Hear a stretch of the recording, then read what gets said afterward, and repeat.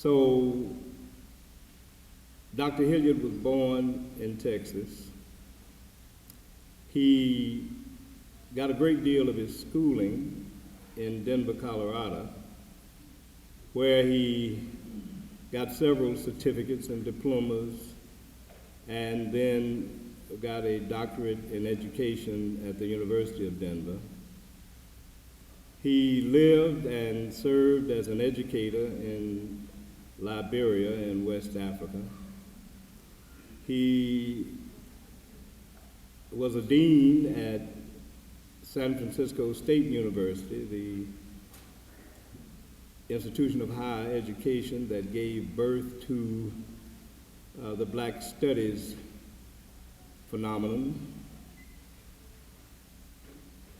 Now, Dr. Hilliard lives in East Point, Georgia, and he works in Atlanta at the Georgia State University, where he is Callaway Professor of Education, which means that he's not only a tenured professor, but that he has something that very few of us have, and that's a chair, which is a very high rank in terms of faculty. Dr. Hilliard has published widely. He's been the author of several very important projects. He has written some very insightful appraisals of various aspects of education as it pertains to especially our young people. He has published two very important books, The Maroon Within Us and The Saber. He is known throughout the world as one of the most committed and dedicated African educators who has demonstrated his commitment to the correct socialization of our young people. He was a founding member, is a founding member of the Association for the Study of Classical African Civilizations, where he is the first vice president and the chairperson of the Education Commission. And outside of all of those very impressive formal credentials, Dr. Hilliard has the great talent for picking excellent family relationships. He was very insightful, and he married a sister who is now the mayor of the town they live in.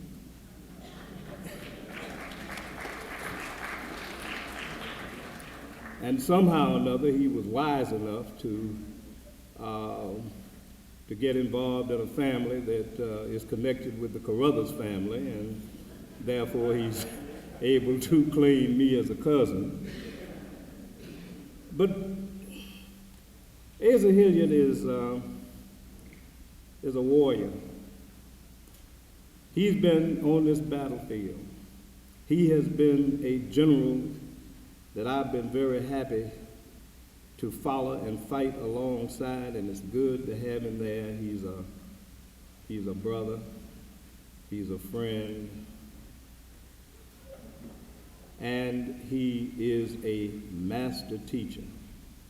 And so I will ask you to welcome our brother, Dr. Asa Grant Hilliard III.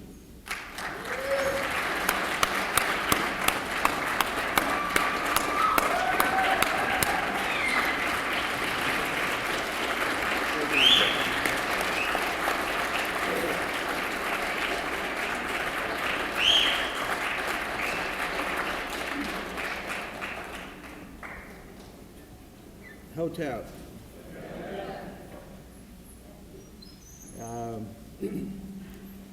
I noticed that when Cousin Jake asked if there was anyone older than he was, that could give him permission to speak, no hands went up. So I'm going to ask, since I'm 2 years younger than he is, or 2 years older, I need the permission of the elders to speak as well. Thank you. Also, would like to ask us to pause for a moment to acknowledge our Creator, who, though hidden, is the source of all life, power, and health. And acknowledge, as you already have the ancestors, each and every one of them that you can remember, even those you can't remember, those ancient that made a name for themselves, those who picked cotton, who were plumbers, carpenters, may not have made a name for themselves, including those who may be like young brothers who I get letters from almost daily now, who are locked up, sometimes in solitary confinement. They're one of the 1 million Africans in prison who are struggling to know themselves because they have the time to reflect sometimes and no time to do anything else. And I think about them a lot, and many of them have died, and they have now become ancestors out of the hellhole of America. And I hope that we remember them too, because all of them collectively have done things that would be beneficial if we keep their memories alive, and they will join us and bless our efforts in this struggle. I'm really always extremely happy to come to Chicago, and my other location is Detroit, because I think that those are like the left and right eye of the African world. That we have more mobilized African consciousness, in my opinion, in those two places than almost anywhere else in the whole country. And we are right at the center, the pupil of the eye, as I stand here, the Chicago Center for Inner City Studies. And all you'd have to do is look at the track record of those educators who have worked here, those who helped begin this institution, Barbara Sizemore, Don Smith, and of course the incredible leadership of my cousin, Dr. J. Carruthers, as measured by what has happened to the people who have left these parts, as they have put their imprint on things all across this nation. And so this indeed is the pupil of the eye of the African world here in Chicago. Jake mentioned my wife is the mayor of East Point. She is. She also has a Chicago connection, which you may not know. Her great-great-grandfather was the last African to serve in the Illinois legislature. His name was J.W.E. Thomas. And he founded an independent African school in Chicago. And he was a philanthropist. He found some way to earn enough money to give it away. His family had come up from the South. His dad was a ship's captain on, I think it was the Mississippi River. And finding a better way, he came to these parts and made his mark. And it's my understanding that one day I need to go back and research what he did in the legislature, because I believe that he was heavy on civil rights legislation and education legislation. His daughter, Esther Archer, she married as an Archer, went to New York and became the first woman to serve on a jury in New York. And then her son was the one who was the father for my father-in-law. And so I thank Chicago for my grandchildren, because without that story, there wouldn't have been the grandchildren that I have anyway. That's a convoluted way to tell a story, but that is a true story. The theme of this conference is a critical one. And I chose to speak to the theme of the conference, Operationalizing Pan-Africanism. And the foundation for what I want to say has really been laid, and certainly in the sessions that I attended, the one on the Nubian archaeological find, the one on the whole history of that Ethiopian struggle, magnificent presentation. And of course, with Brother Runoko Rashidi, I just don't know what to say about him, because he's better than all the old wine in the world. The older, the better. He gets gooder and gooder.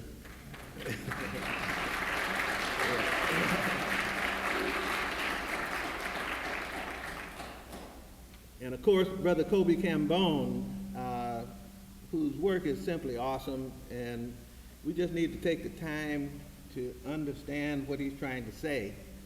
And it's always consistent, it's always penetrating in terms of our mental illness, what's wrong with us, as he said. And how did we get in the mess that we're in? That's what Jake helps tell. But the purpose of this conference is to figure out how we get out of the mess that we're in. And so part of what I tried to do was to be a little bit reflective and to see if I could raise some issues, maybe in a slightly different way, maybe a fresh one here or there, that deals with this issue of operationalizing Pan-Africanism. Operationalizing means that we talk a lot. And the nationalist community is especially accused of that. They say, well, y'all have great conferences. Y'all write wonderful books, and you make good presentations, but you don't own banks, you don't have an army, that you're not mobilized, and they criticize us unfairly, I think, because there's a lot that is really extremely operative in what many people do. Garvey is a case in point, was everything that they say nationalists are, but in addition to that, mobilize economically and politically, internationally, and there are a lot of people that are doing that now. But I think in part, the criticism is also justified, that we do have to do something else if we're going to operationalize Pan-Africanism, and even if we don't, for those who are maybe in the masses and not being reflective at the moment, because there's no such thing as a single small community that's going to operationalize anything that matters for the masses of the people. We have to get the masses of the people moving. We have to recapture the minds, we have to recapture the hearts of African people all over the world. And one of the beautiful things about Brother Runoko Rashidi's presentation was those little vignettes that he gave us about the consciousness awakening in places all the way around the globe, sometimes as a consequence of things that got started right here in Chicago, sometimes using language that wasn't invented where they are, but they're already tuned in to some of the things that would enable them to become the people that they need to be. And so I want to raise the question of what it would take for us to become mobilized, to become operational, and not merely to become ideological. You know, what keeps us from becoming operational? And I think it's really a question of some basics. And the very first basic thing that affects us, and I always struggle about how to say this, is that we have not the problem of ideology so much, not the problem of philosophy so much, but we have the problem of whether we can answer a single fundamental question. And that question is, do we belong to a family, or are we by ourselves? That's fundamental. If you're by yourself, then of course there's no reason for a meeting like this. On the other hand, if you belong to a family, certain things flow from that. Certain things must happen if you truly are a member of a family. Now, my language for saying that has been that the fundamental question that we have to answer for ourselves is to be African or not to be. Because I don't believe that if we decide not to be African, that we can exist. I think that we will exist as individuals, but there's no place for you to go. You're not going to be British. I don't think they call you to the French meeting.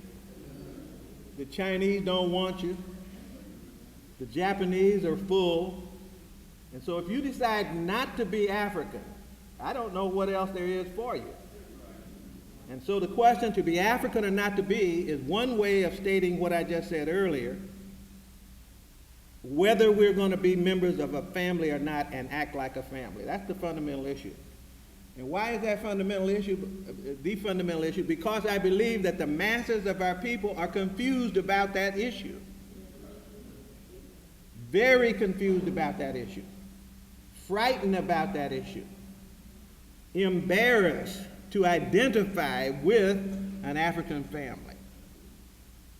Even identify with themselves.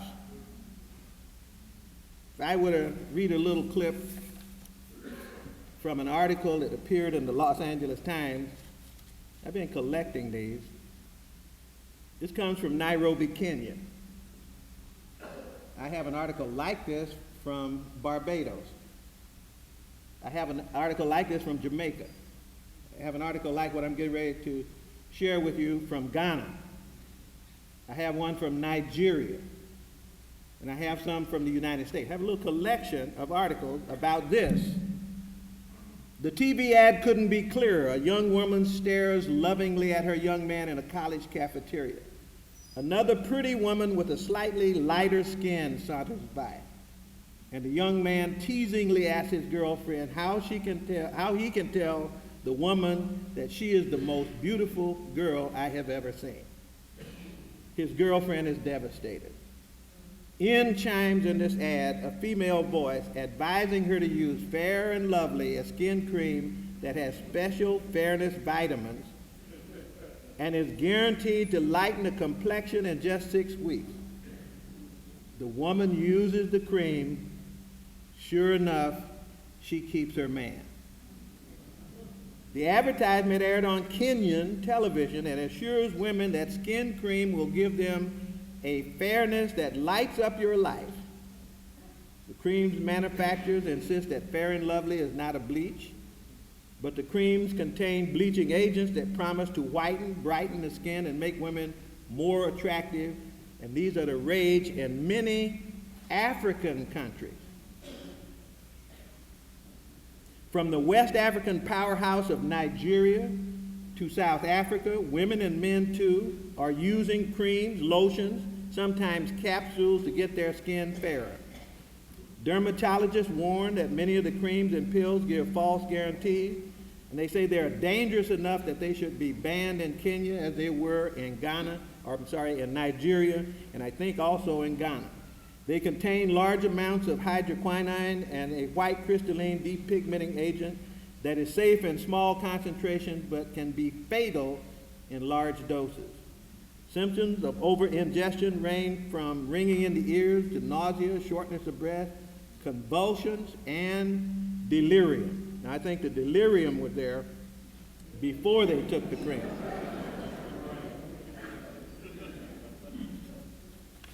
Some women try to make themselves lighter so that men can be more attracted to them, said Frank Njinga, a Kenyan psychiatrist and respected social commentator. It's the men who have the idea that white women or light-skinned women are more attractive.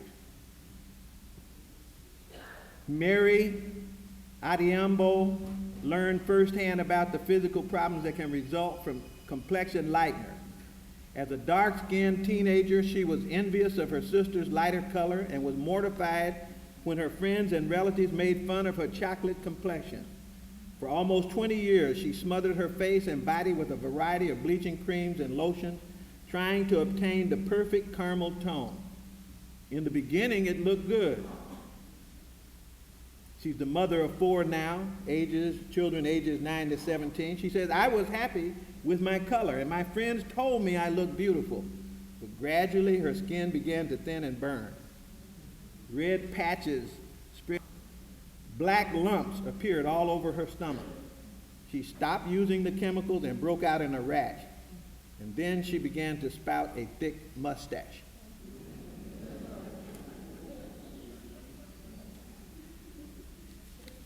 I could go on, but I'm sure you've been in some of these places and seen the depigmented skin and the skin cancer that comes as the protective melanin no longer protects against ultraviolet. Even in an all-African country, how is it that they can look in the mirror in their own place and see an image that they consider to be defective? That's a process and a function of consciousness. That's where we are losing the battle for the minds and hearts of our people. And of course, we're the country that pioneered Nadnola, Porcelana, and the ads are still flourishing and they're still selling. And for even those who don't go for physical lightening, they go for mental skin lightening. So we have people who are not clear about whether they have a family or not, and even if they have a family, not clear about the value of the family, and there's no way that you can operationalize Pan-Africanism when people can't even accept the individual that they are. We didn't get this way just by accident, but the oppression system that we experience caused the intergenerational socialization process to be destroyed. In other words, you have to be taught to believe whatever it is that you believe. Ordinarily in families, one of the most central responsibilities is control of the intergenerational socialization processes. That's a serious thing that you never leave to strangers, that you never let go by without being taken care of. And so what we have as a consequence of the loss of control over this intergenerational cultural transmission is something that I call identity confusion. I think Baba Cambone had something else. I can't remember what title he gave to it, but it means the same thing. And I've got another title that I give to it. It's called cultural AIDS. We have a problem of physical AIDS. And they say that with physical AIDS, there's a virus that attacks the immune system, physical immune system. And that immune system becomes less resistant until finally it has no resistance, and then it allows things in that it would ordinarily know to reject because they're dangerous. And the body can no longer protect itself, and ultimately the people die. Cultural AIDS is even more deadly than physical AIDS. There's a cultural virus that can attack the African immune system, a system that ought to screen out certain values, that ought to screen out certain worldviews, because they would be harmful to the structure of the society and to the structure of the socialization process. There ought to be a line in the sand that says, no, we don't go there. But we find our people now with cultural AIDS open to anybody's value system, anybody's suggestion. I see it as I watch these people on television, and it breaks my heart on the Jerry Springer show and other shows. What breaks my heart is the cardinal rule of the African community is being broken. At least in my community, it was said, don't put your business in the street.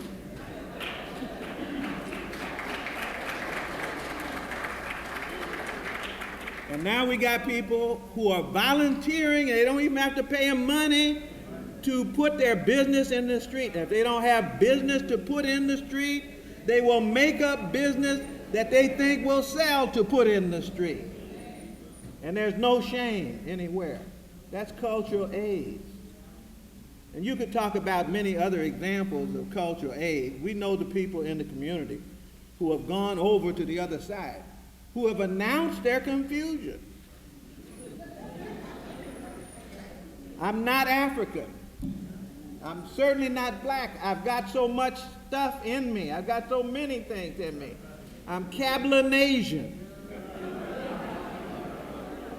I'm part Indian, part Irish, part this, part that, so I just don't know who I am. That's true. You got AIDS. You got AIDS.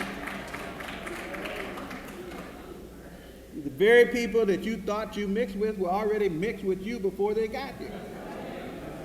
We had 800 years of mixing in Europe with Moors up there. In the royal family, we mixed with the best of them. And so the ones that came here from the royal families brought us with them. So I don't know who it is that you mixed with, but the confusion is the problem.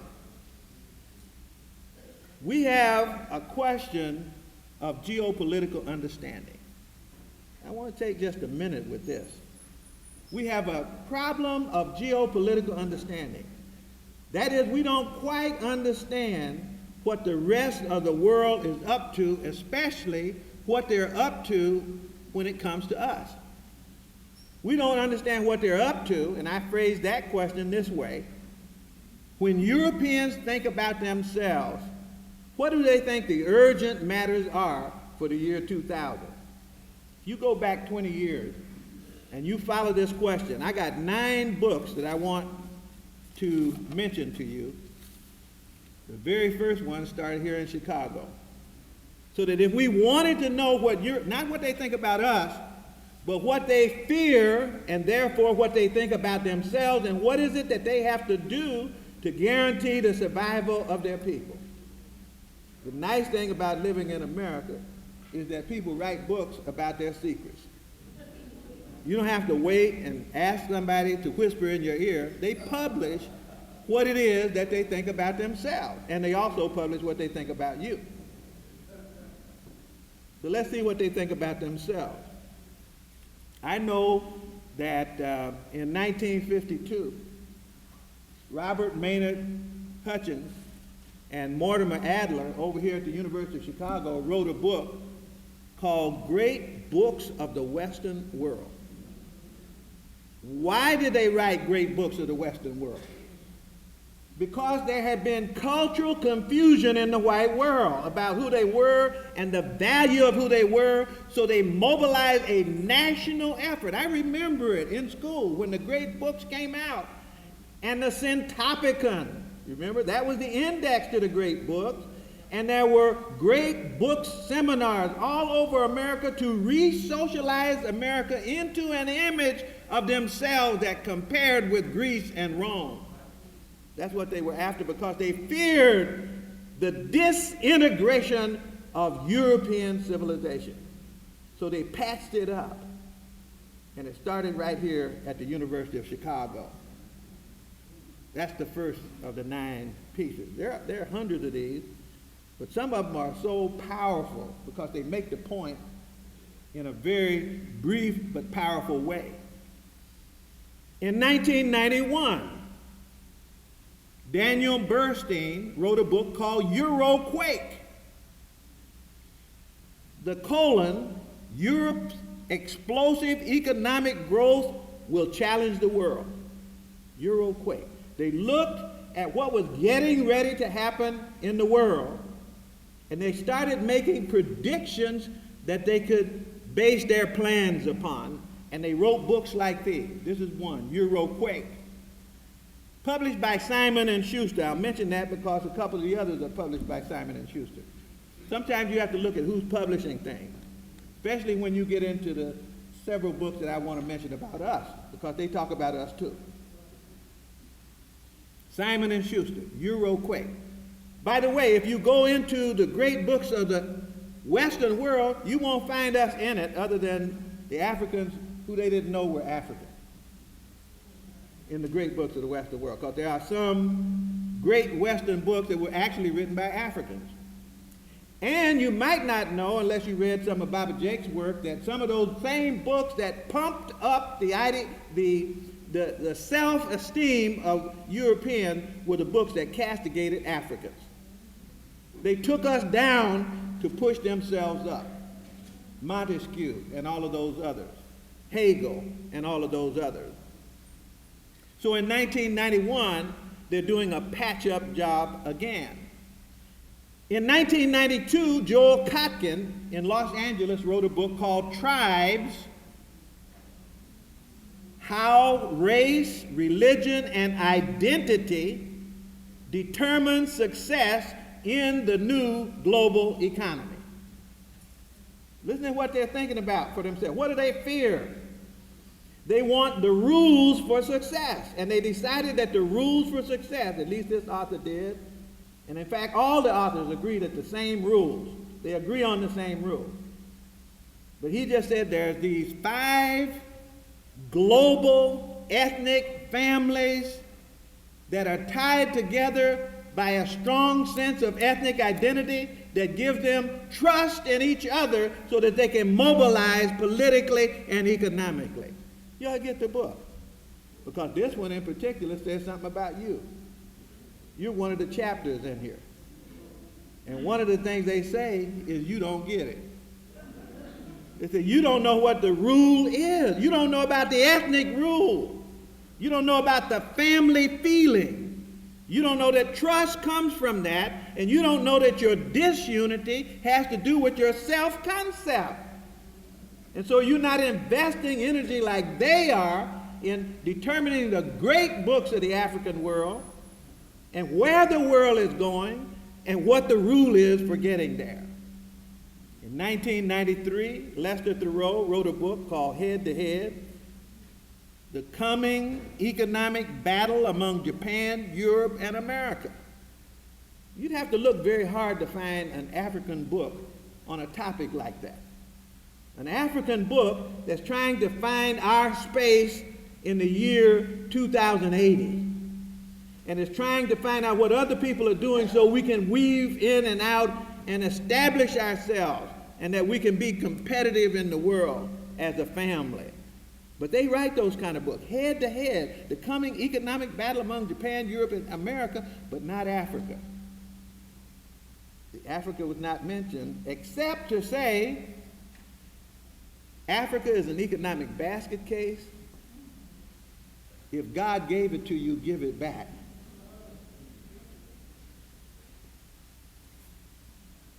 Samuel Huntington, in 1996, from Harvard, almost wrote the same book that Kotkin wrote. He wrote a book called The Clash of Civilization and the Remaking of World Order, Simon & Schuster. The Clash of Civilization and Remaking of World Order. So what's the goal? Remaking world order. They want to build another order. What's the order? We're talking about power, who will be in power and who will be the victims of power. That's what they're talking about. How do you get there? What's the rule? Huntington says it's the same rule Kotkin says it was. The rule is family. And so this time he calls family not tribe, but he calls them civilization. There are 3 major families, ethnic and global, that Huntington talks about: the Asian, the European, and the Islamic. That's where the ball game is being played. Once again, you don't hear any word about the Africans. There is a chapter in this book about Africa. He agreed with Kotkin. You don't get it. So you're not one of the 3 civilizations that anybody has to worry about. He said you could be. This guy's one who has actually diagnosed our situation. He said you got a power center in South Africa and you got a power center in Nigeria. They could become the anchor states around which the whole African continent could organize, talking about actualizing and making Pan-Africanism come. They saw Pan-Africanism for us, and if they did that, then Africans all over the world could spin off of that structured organization. What's happening in those places? What's happening? What's happening to African consciousness in South Africa? What's happening to anybody that speaks up for African consciousness in South Africa? What happened to a Winnie Mandela, a Steve Biko in a place called South Africa?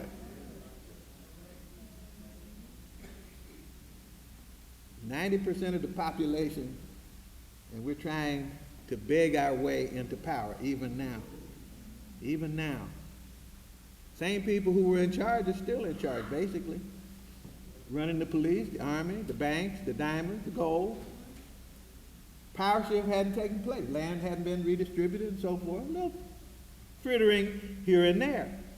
But these people are conscious. The clash of civilization, remaking of world order, 3 families that are global with a high sense of ethnic identity. You can't challenge these people and make them believe that they are not a part of the families that they choose to be in. In 1999, Lee Edwards wrote a book called The Power of Ideas, the Heritage Foundation at 25 years. What are they talking about?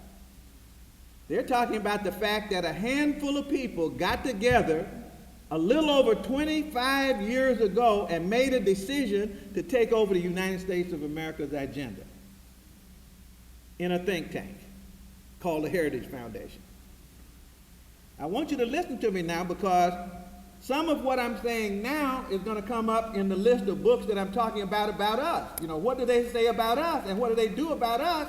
Because some of us and our problem is tied to their agenda, because they see us as disturbing their agenda.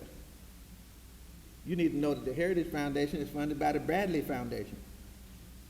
Some of y'all here from Milwaukee. That's where Bradley Foundation is. That's one of the donors to the Heritage Foundation. The Bradley Foundation is the place that sponsored the bell curve. You need to know some of these things. The Bradley Foundation is hooked up with the Olin Foundation. I'll come back to the Olin Foundation in a minute. Coors Foundation sponsors the Heritage Foundation. Scafe's, the ones that went after Clinton, helped fund the Heritage Foundation.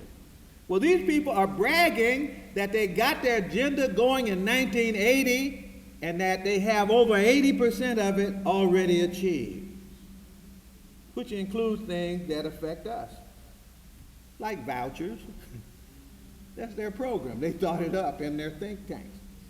We need to think about that. You know, we need to think about whether, first we got to be clear about what we want. I'm very clear that I want independent African education. But I'm also clear about tricks. I know tricks. There's a history of tricks. When people went to accredit the school, this is when they had another think tank with Thomas Jesse Jones in it, who worked at Hampton University under Samuel Chapman Armstrong, when they were trying to kill critical thinking in the African community through higher education. And they got Thomas Jesse Jones to become an expert on black people and run around to independent black schools and accredit them. And he came away saying that no black school was qualified to function by itself. It needed a white board of trustees. Do you see how the trick can be played? You can have the potential for having independence, but if someone has the rule that they can execute, then the rug may be pulled out from under you, even though you're doing exactly what you want to do. I don't have a problem with the agenda of independence, but I have a problem with the tricks that are played when you're depending on somebody else to give you permission or to give you money. So these people in 1980, they did a lot of things in 1980. You may not know this, but there was a meeting called in 1980 at the Fairmont Hotel. You might want to go get this book if you can still find it. Most of these things don't stay in print long. And the book is called The Fairmont Papers. And in the Fairmont Papers, they had a bunch of Negroes that they invited to the Fairmont Hotel to audition for jobs as Negro leaders. The meeting was chaired by Edwin Meese. In other words, somebody had a meeting before the meeting. And they knew that if they flattered some Negroes and told them they were going to be the new leaders, they could replace the old leadership, and they could come out. Well, some of the names of people who were there, you know, Clarence Pendleton was there. Remember him? The anti-civil rights person. Clarence Thomas was there. Did you know that? You thought Clarence Thomas just came up on his own. He auditioned for the job. I'm saying, we may be sitting down thinking things happen accidentally, but there are people who have plans in mind, and these people have bragged that for 25 years they've been in charge of the national agenda. And they sold a whole bunch of stuff. By the way, the man who wrote the Bell Curve also worked at the Heritage Foundation, in addition to being funded by the Bradley Foundation and also at the American Enterprise Institute. In the year 2000, a new book is on the scene called Cultural Amnesia. Listen at it now. Remember, we started in 1952 with the problem identified as cultural amnesia, and they did great books of the Western world. Here's the man now saying, it's gotten weak again. We've forgotten too much information to be a family. It's time to put the patchwork quilt together again.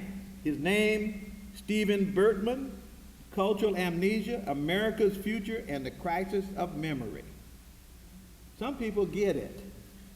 Some people understand that a sense of identity is critical, and that the socialization process produces a sense of identity, and that the sense of identity that comes from the socialization process makes politics and economics possible. Unless you're by yourself in Cablinasian.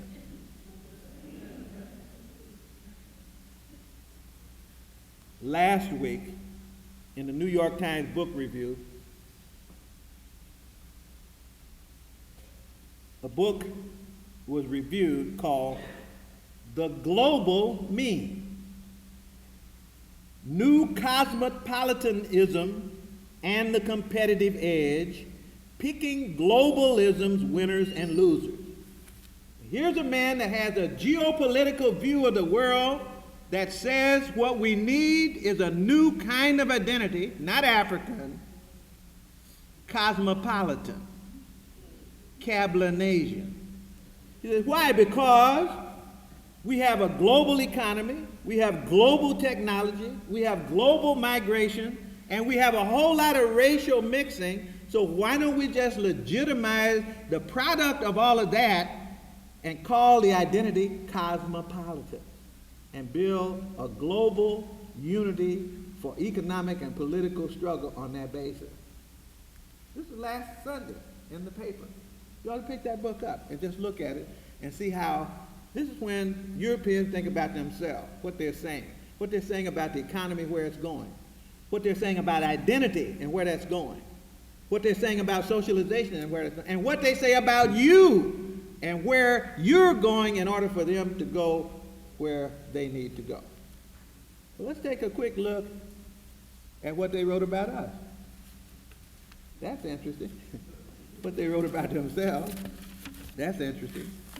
You're wondering about number 9? Anybody? Oh, no compulsives in here. See, if I were in another type of cultural group, by now 50 people would have stood up and said, you said 9, you only gave us 8. I just decided to skip Patrick Buchanan's book, The Great Betrayal, how America's sovereignty and social justice are being sacrificed to the gods of the global economy. But at least you know what it was without my commentary. I want to move to this second piece, though. The question of when Europeans think about Africans, what do they say?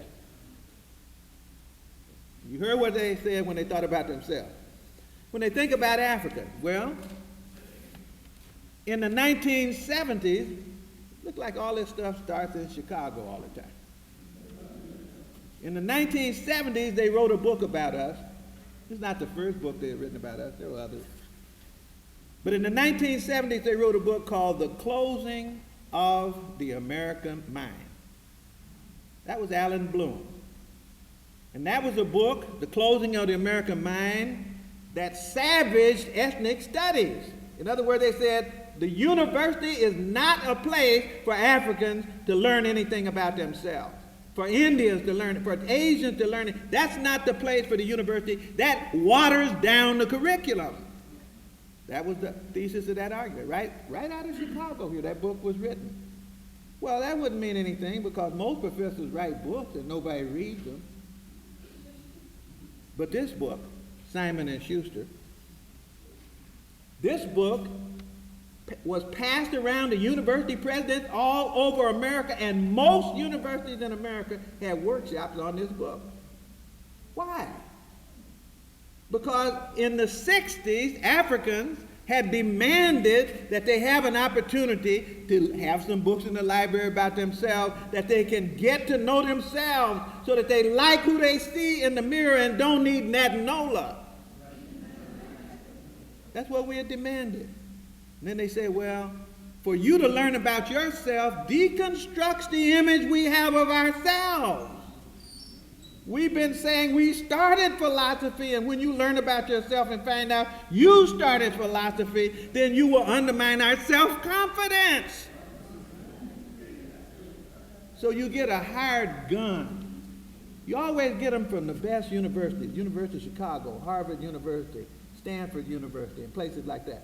This is about us. Look, I wouldn't have to make any kind of speech if you just went back and reread Closing of the American Mind and get the chapter that deals with African curriculum.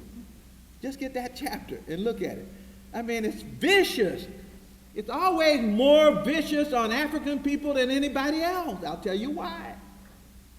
You haven't heard anybody mobilize to attack the advances of any other group in self-understanding at the level that the attack has been on African people. Why? Think about that for a moment. Let's just look at the second book. They looked, see, there was a book written about the history of the National Endowment for Humanities by Gilkerson and Sussner. Some years ago, over 20 years ago, they wrote that book.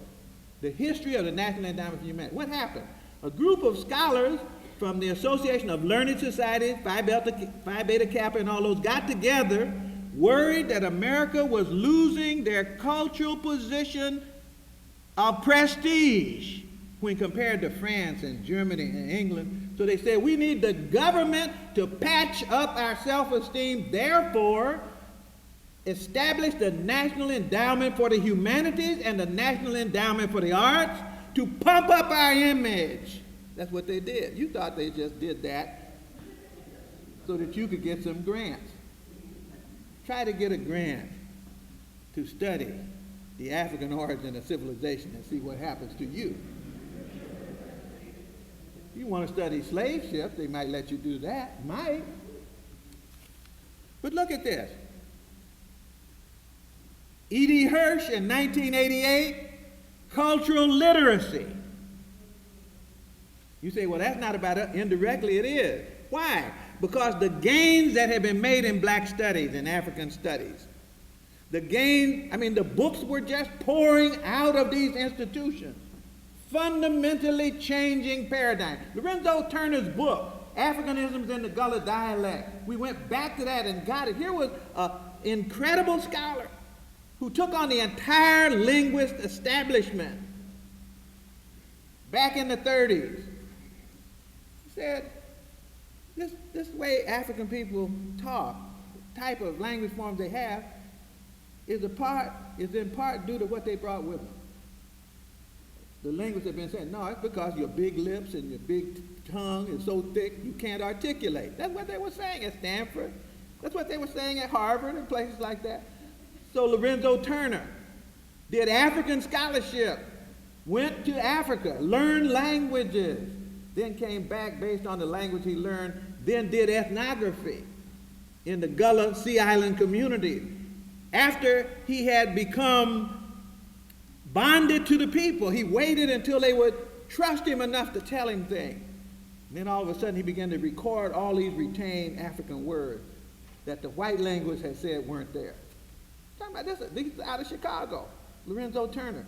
This is a seminal piece of work that had been pushed under the rug. Do you know that white linguists in many cases are still arguing the pre-Lorenzo Turner argument? They just did in the Ebonics case out in Oakland.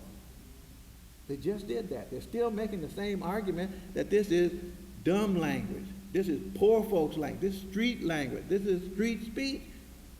That's not academically sound. But then, because we were able to come and unravel the history lies, unravel the political science lies, unravel the psychology lies, then they said, we better patch this thing up again. We say there's knowledge that will make you literate. So in 1988, E.D. Hirsch and his friends, 3 white professors at the University of Virginia, got together and decided what the world should know in order to be called literate. That's arrogant, isn't it? To sit down and think that you can just sit down and make that decision on your own. Have you read the book Cultural Literacy? It's worth reading. Count the things that he says every literate person is supposed to know. Over half of the items in the list are about Greek and Roman civilization. You can't be literate unless you know Greece and Rome. That's what he said. Oh, he worked at the Heritage Foundation too. Did you know that? Yeah, that's part of his friend. That's part of his crowd. Murray and Herrnstein, who wrote the Bell Curve, hang out there too. So they had to patch up something about themselves in order to deal with what we began to know about ourselves. But the plot thickens. In 1991, Arthur Schlesinger Jr. wrote a book called The Disuniting of America, Reflections on a Multicultural Society, published first by American Express. Every other page was stamped with American Express. This is a book that was published so fast that the ink was not dry on it, and then it was sent out to the heads of all the major corporations in America. Isn't this an odd thing to do for a new book? What was Schlesinger saying? Well, he had Baba Jake's picture in there, my picture in there, Dr. Clark's picture in there, Maulana's picture in there, Wade Noble's picture in there. A rogues gallery to send out to all of corporate America to say that if you say that you're African, you're disuniting America. Think about that. Now that's from the left wing, see? I've been talking about the right wing. One thing that the left and right agree upon is that there can't be no African. They agree on that. It's just a method of getting rid of the African. One might get rid of you by denying you. The other will get rid of you by absorbing you. But you're gone in either case.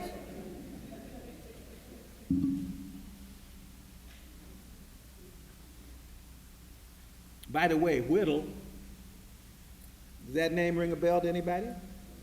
It's the man who had Channel 1, where they give the kids computers as long as you make them watch the internet and the ads. I think it's 15 minutes a day. So it's not about education, it's about ads. That's Chris Whittle. I'm talking about him because he's the one that had the Edison Project. Understand what I'm saying? That's being sold, mainly in a lot of places with Title I money, but school districts all over the country are buying socialization from a stranger. See? How are you going to raise your kid to look in the mirror and not want Natanola when you turn them over to somebody else? You trusted them more than yourself. Think about that for a minute. Whittle is the one published the book the second time around after American Express published the book for Arthur Schlesinger Jr. And Whittle is found on the left and the right. All he wants to do is make money. Dinesh D'Souza in 1996 wrote a book called The End of Racism. He said, y'all been talking about racism was your problem?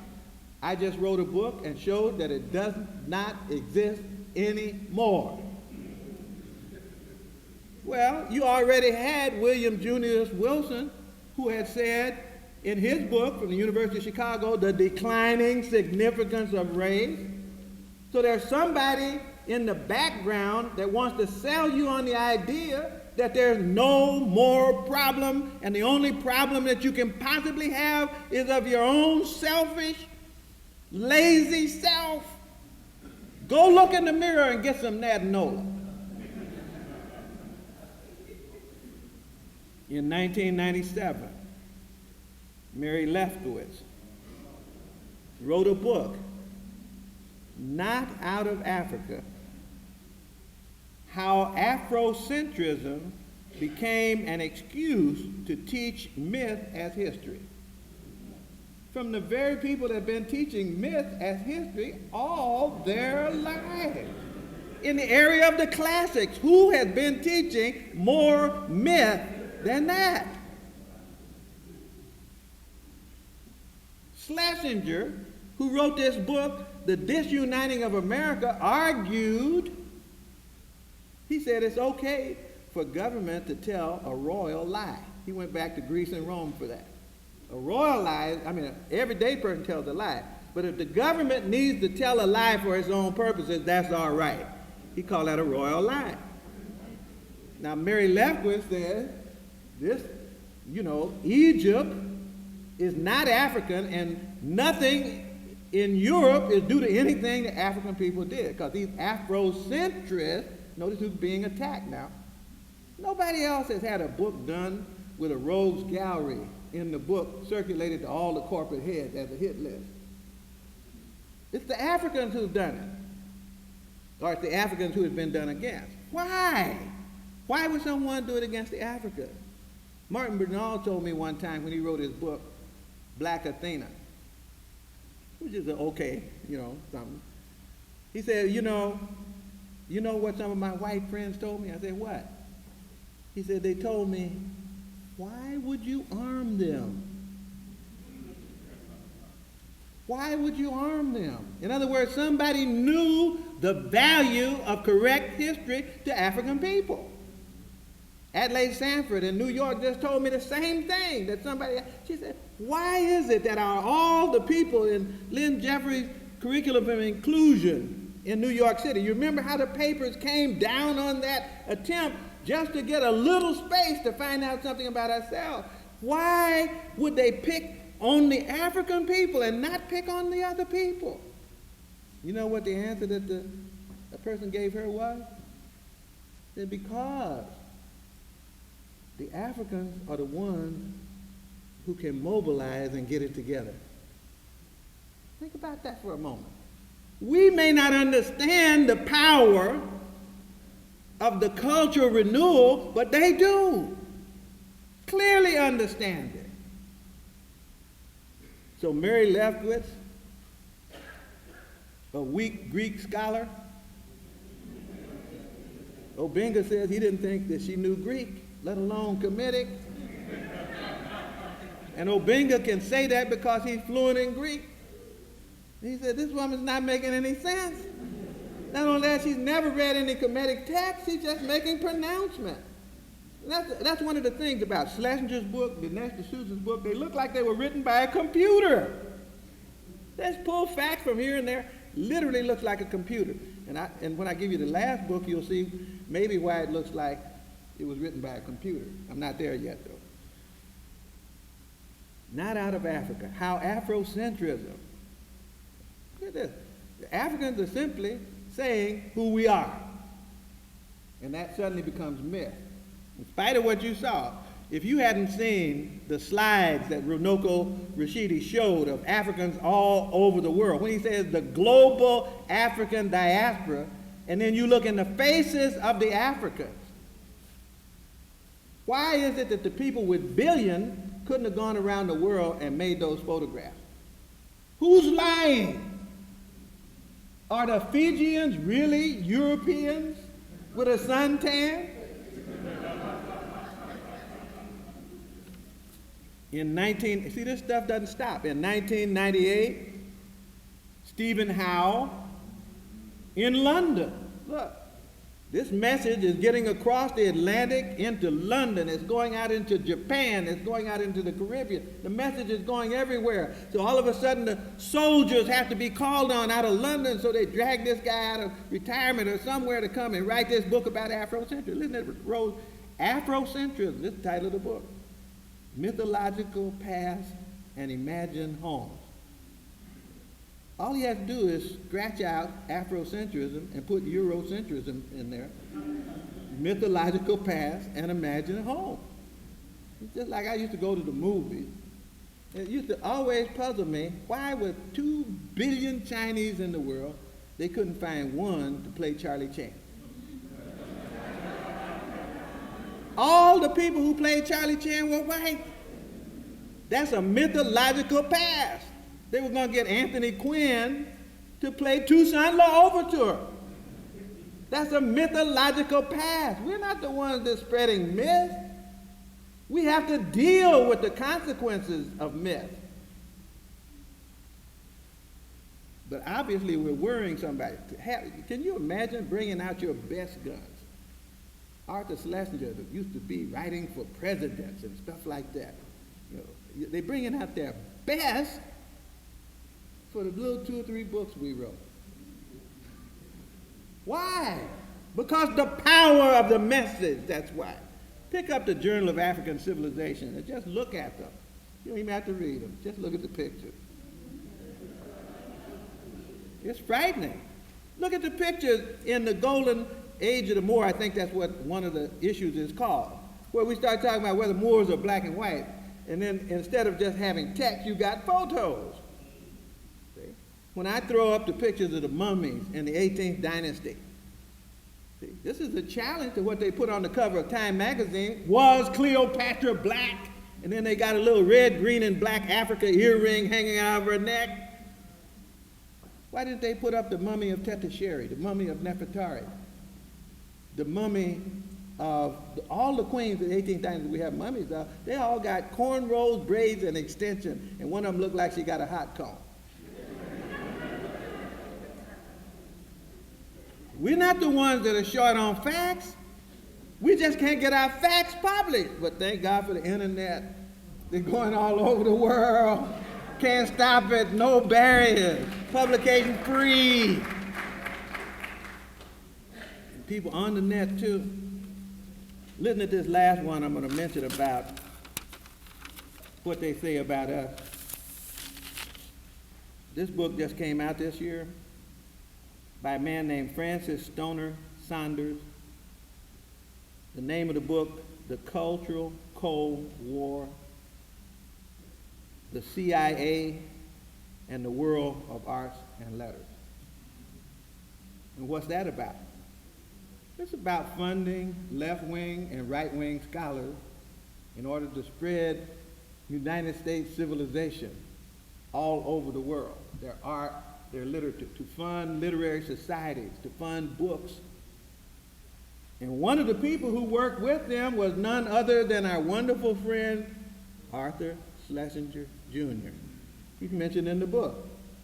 Isn't he the one that's back here saying that a royal lie is okay, and then writing a book called The Disuniting of America that doesn't go through faculty review, but is passed out like a pamphlet with American Express stamped on every other page to all the corporate leaders in the world? What did I say? What did I say? Express? American Express. Thank you. Somebody tried to correct me before, didn't they? I kept saying, I'm really happy because I get a chance to correct. It is not American Express. It is Federal Express. So that I don't have to go to jail. Beg pardon? Yeah, everyone. This is wonderful. So I want you to listen to that title. Listen at it. The Cultural Cold War. That means Huntington was right. That means Kotkin was right. All those authors that were talking about themselves, they were right not to identify nationality as the problem, not to identify economic systems as the problem. They identified cultural identity as the problem. And it's so much of a problem, you get the greatest amount of police force you can to destabilize the reconstruction of the identity of other people. This is that's what it's called, a Cold War of culture. That's why Huntington, and that's why Kotkin said, well, it doesn't matter if you tell black people this because they don't get it. They won't do it. They want to be Cablinasian. They want Natanola. Then, of course, you get Negro helpers in the cultural Cold War, usually from prestigious institutions like Harvard, usually with the name of a great African scholar as their institute name, like Du Bois, usually with a goal that sounds like it's Du Bois' goal, Encyclopedia Africana. You ought to read what Du Bois wanted and read what Kwame Nkrumah wanted. I think somebody mentioned it was on their webpage. I think maybe Renoko had it on his webpage. There's a speech that Kwame Nkrumah made saying what he wanted in the Encyclopedia Africana, that it had to be African, written by African, from an African-centered perspective. That's what he said. He didn't say from a Negro perspective. So we get helpers. We get helpers, Africana.com. Du Bois would roll over in his grave if he knew that the headquarters was in Jerusalem. That's where the headquarters for the webpage is. Cornel West, you need to get the book on African, I think it's called Africana, the big fat book, and read the last essay by Cornel West, criticizing Du Bois. That's a very important essay if you want to understand cultural confusion, because he criticizes Du Bois for whatever cultural consciousness Du Bois had. That's what he criticized him for. He said he should have been quoting all these Marxist scholars or whoever it was that should have been quoting. Du Bois knew more about the Marxist scholars than he did, I'm sure. But I want you to read that if you get a chance, so you'll see what I'm talking about when it comes to the issue of whether people choose family or whether they choose to be an individual. That's the fundamental issue. There's no way to mobilize and actualize African consciousness unless we understand those issues. The question of mobilization is a serious question, because we have a question we have the issue of schizophrenia, for example, in mobilization. When you get ready to mobilize, we got the issue of schizophrenia. What do I mean by that? By that, I mean that there's the expectation that people who are in political office can be leaders of the African community on African agenda. It's possible, but it's rare, because people who are in political office have to be for all the people. And if we rely for leadership, for mobilization on people who have to serve all the people, then they will not be people who will serve us intensely and well. They can't be. That's schizophrenic. That's schizophrenic. So we have a problem of understanding of things like leadership. We have a problem of understanding this cultural assault, as I've said. We have a problem of understanding the structure of independence and the structure of socialization that it would take to become independent, and the structure of structures that it would take to become independent. For example, we got a communication problem. We have a problem. When I lived in Africa, in Liberia, if I wanted to call the Ivory Coast, I had to call Paris and then Ivory Coast. In other words, to get to my next door neighbor, I had to go through Europe. That's like it is now. That's the way it is now. You say, how is that, eh? Well, I just saw that BET had just been sold to Viacom. I just saw that Emerge magazine has just been sold to Time Warner, which already owns all the musicians that we got. I just heard that Africana.com also got sold to Time Warner at a healthy profit for the Harvard crowd. And I just heard that Emerge magazine just went out of business. And I heard that the reason it went out of business was that Curry was too busy talking about African things. And they said what they need is another magazine because the black middle class doesn't want to think that hard. What they want is to be entertained. Do you understand what I'm saying? It's very clear what we have to do in order to mobilize, but we can't do it if we're not working on keeping independent communication capacity. You got one more shot at it, and that's the internet. We could have some independent websites if people knew that that's what they were supposed to do. And to some extent, it is partially happening. But virtually all of the independent, mass-produced means of communication to our people are in the hands of Europe, not in our own hands. And we're giving it away gladly, saying that it'll be more efficient.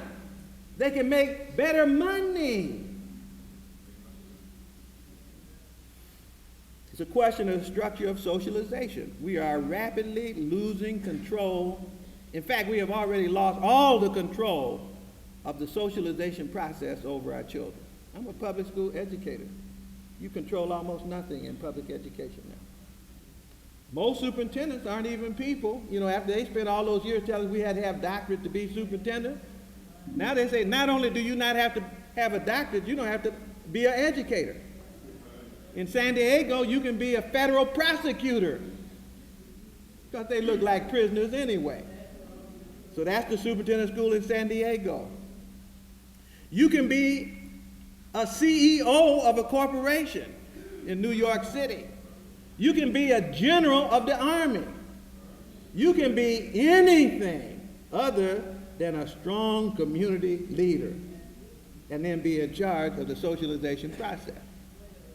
And then, even after they get in, you still don't necessarily have control even of the little piece that you got inside. You don't control Title I. Most of us don't know anything about Title I, especially when Title I spends most of its money buying success for all. And maybe the Edison Project.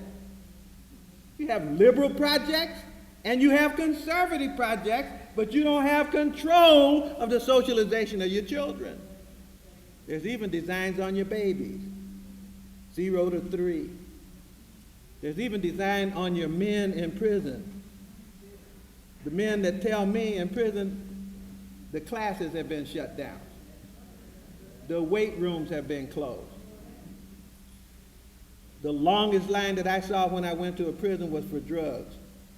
Pacifiers, grown men standing in line. They have to be pacified because they took the TV, took the weight room, took the libraries out, stopped the classes. And you're going to hold a man in prison for 13 years with nothing to do, and the only way to keep him quiet is give him drugs. Or get the book Acres of Skin. Acres of Skin. The book that records the use of prisoners in medical research. One man stood up, he says, all I see when I see these hundreds of thousands of men is acres of skin where I can try out these deodorants and other kind of things on their body, put patches on their body. That's all I don't see human beings, I see acres of skin. I'm talking about 1 million men being socialized by somebody that's not from the community, controlling them, turning them into what? We're literally in lockdown on socialization. We don't have a structure of anti-defamation. There are people who have structures of anti-defamation. They mean full-time people who watch everything, and as soon as something negative comes out on them, they publicize it to the whole group, and then they counterattack anybody who attacks them and put it down right now. Oh, we've had some admirable attempts. LeGrand Clegg tried out in Los Angeles and was very successful with a handful of people doing something like that. But where is our systematic, structured process to guarantee anti-defamation? We don't have structures for economic cooperation. The banks are being consolidated. The churches haven't yet got the consciousness to put their money in a black bank. Billions of dollars going out through the community billions of dollars through our churches every year that could turn our lending institutions into power centers overnight. There's nothing that stops us. There's nothing illegal about doing that. There's only something that's not conscious about doing that, because they're looking for banking NADNOLA. It just doesn't feel safe in a black bank. Oh, I'll put $5,000 in the black bank, but I'm going to put my pension somewhere it'll be safe. The structure for economic cooperation. Notice I'm emphasizing the word structure, not the idea that we ought to cooperate. Everybody knows that. But if you have the idea, then you have to create a way for the economic agenda to play itself out. Has that ever happened before? Sure. When Runoko said Garvey did it, he did it.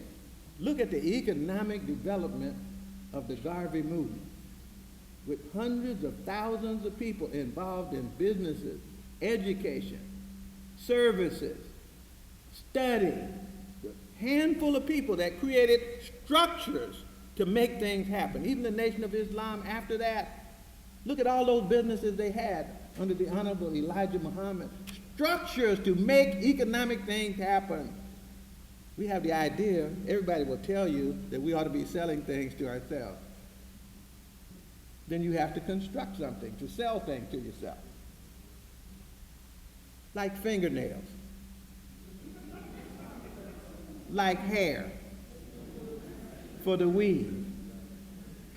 You know, I mean, there's as many Africans as there are Koreans.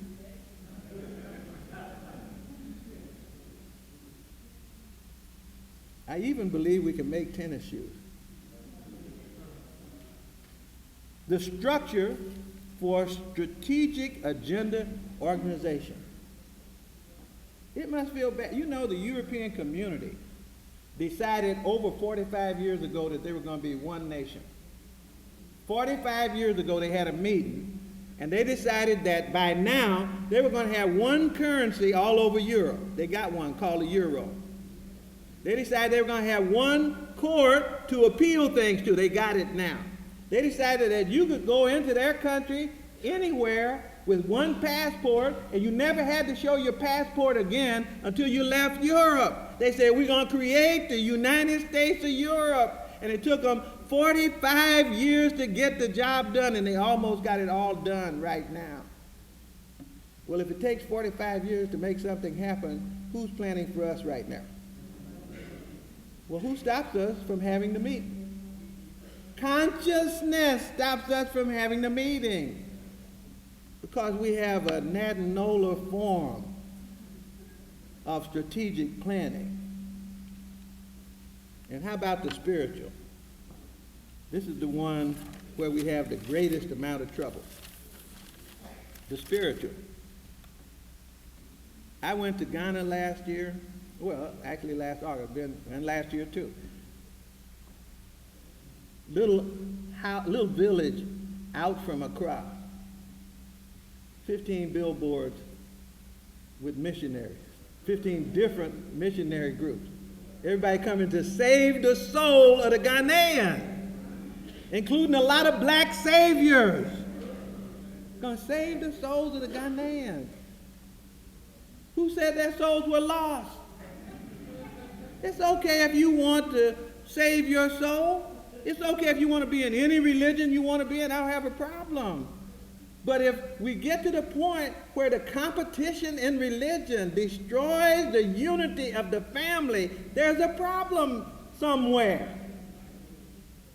And so we don't have a structure that allows us to deal with our spiritual needs without a competitive environment that tears us apart and keeps us from becoming a unified family.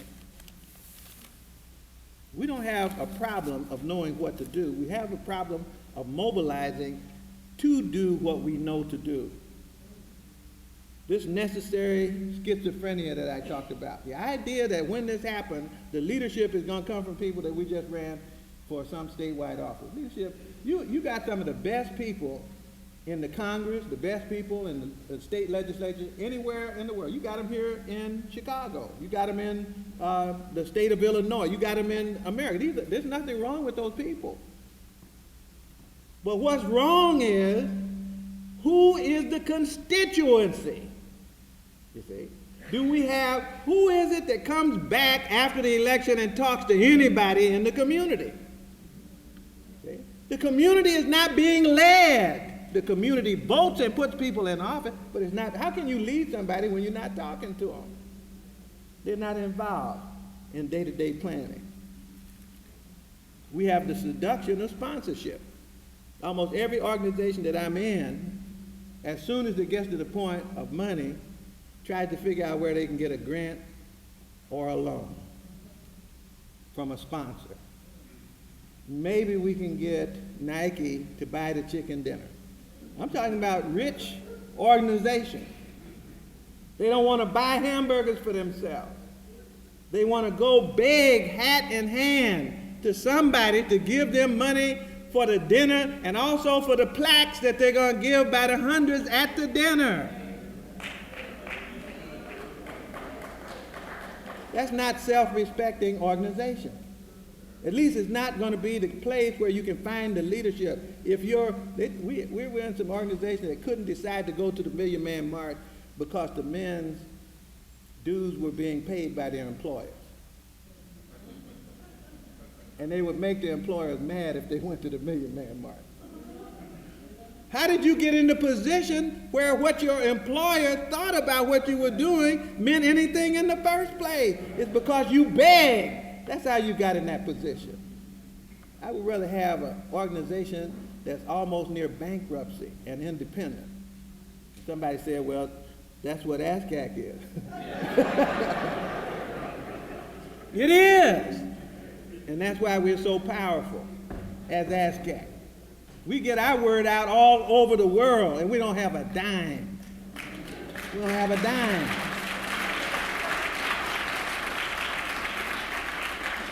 But you don't see any Nike ads in the program. You bought the African World History Project, didn't you? You bought that. You don't see any ads because brothers and sisters dug down in their pockets and paid for it and put it out there and then say, we'll wait, and if we get some money back, we'll put it into another project. Therefore, we can say whatever in the hell we want to say.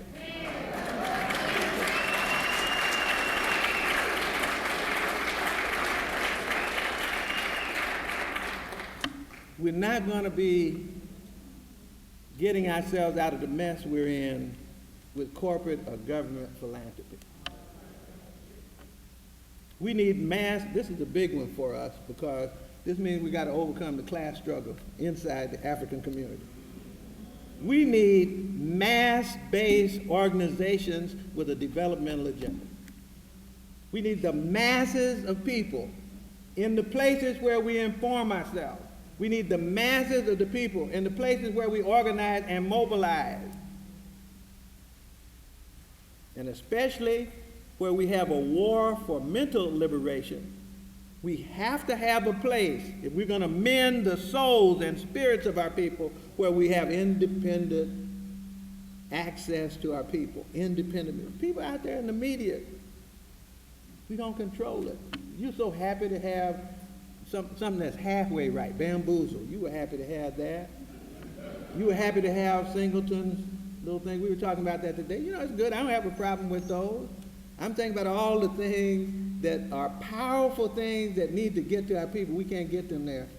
So only people like Haile Garima go out with his credit card and a few friends and then make a movie that they told him he better not make, and if he made it, he better not distribute it until they brought it to them first to see if they approved it. He told them to kiss his butt and showed it in churches and everything. That's how Sankofa was done. That's how it was done. When it comes to the mind of our family, when it comes to the soul and the spirit of our family, no stranger should be between us and them. That's the issue. You will never have a family if you have to make your phone calls through Paris in order to talk to somebody in your family. And that's what's happening with most of us right now. We have a need for mass-based organizations in terms of finance. You know, we could have, it amazes me, in Liberia they had a local loan that was community-based. They call the process SUSU.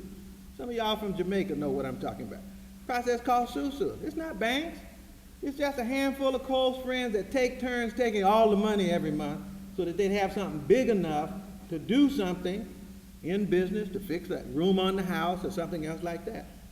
You mean to tell me we're not geniuses enough to create financial structures that will serve a mass community? Most people can't get a loan, can't even cash a check. You know, people charging folks 25% of the value of a check.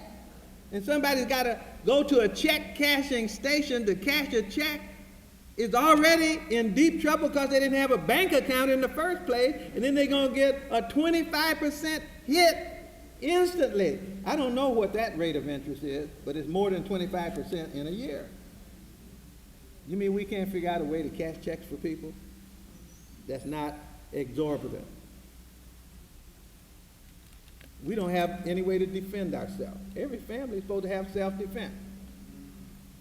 We don't have a way to defend ourselves. We don't have a way to make political decisions. 135 years ago, the Africans in the Dismal Swamp had a way to make political decisions. They had old men, and you couldn't go out and speak for the family unless you had their blessing. They called themselves the Seven-Finger High Glisters. And you had to be interviewed by those old men, and then they told the community, and if they said you were all right, then the community said you were all right. You could not go out and Clarence Thomas your way to the Supreme Court. You couldn't do it. That's political sophistication. And so we need to know who can lead. And the only people who can really lead us are the people who are our own people, speaking primarily to an African audience with an agenda for our own people. And then, of course, there's the matter of vision. We have a serious problem with the matter of vision. A lot of people have vision. Delaney had a vision of going back to Africa. Henry McNeil Turner had a vision going back to Africa, physically or mentally. Garvey had a vision. Nkrumah had a vision. We have a lot of people who have had a magnificent macro vision about where it is that we have to go in order to build the family up again. They saw it torn apart, falling into pieces, at each other's throats, telling their business and putting it out in the street. And they said there's another vision of a different way to act. We have leadership that's saying those kind of things. We have it here in ASCAC. We have it in the African community. Dr. John Henry Clark, Dr. Yosef Ben Yaakman are examples of people who had that kind of vision. Last book by Dr. Clark hasn't been published yet, will be fairly soon, called Pan-Africanism or Perish. Because he saw there's no, my way to be African or not to be. It's either Pan-Africanism or perish. It's not localism. It's not, I'm going to get all the Africans in Louisiana together because we have a common experience. In a global world, you can't be a local people. Pan-Africanism or perish. That's what Dr. Clark said. Amos Wilson. Just show me how many hands have read Amos's book and make me happy. All right? I'd really be happy if the next time I asked that, there wouldn't be a hand that was not raised. Amos Wilson's book, Blueprint for Black Power. It's on the shelf down there. This is a serious brother. I don't know where this book came from. Ancestors wrote this book for this brother. He's a psychologist, but he dealt with economics, politics, social. He dealt with everything in the pages of an 800-page book. Buy it, read it over and over again, because there's somebody with vision that was given to us before he was taken away. And we owe him just a few hours of our time so we'll know what a vision for our people looks like. As small as we are, as poor as we are, because we're not really small. They've told us that if you're Pan-African, you're about a little bit more than 1 billion people on the planet. But we're poor, even though we're rich.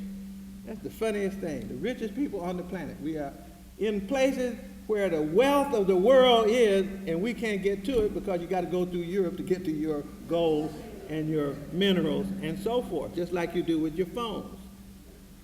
But as poor as we are, as unorganized as we are still right on the verge of winning the war.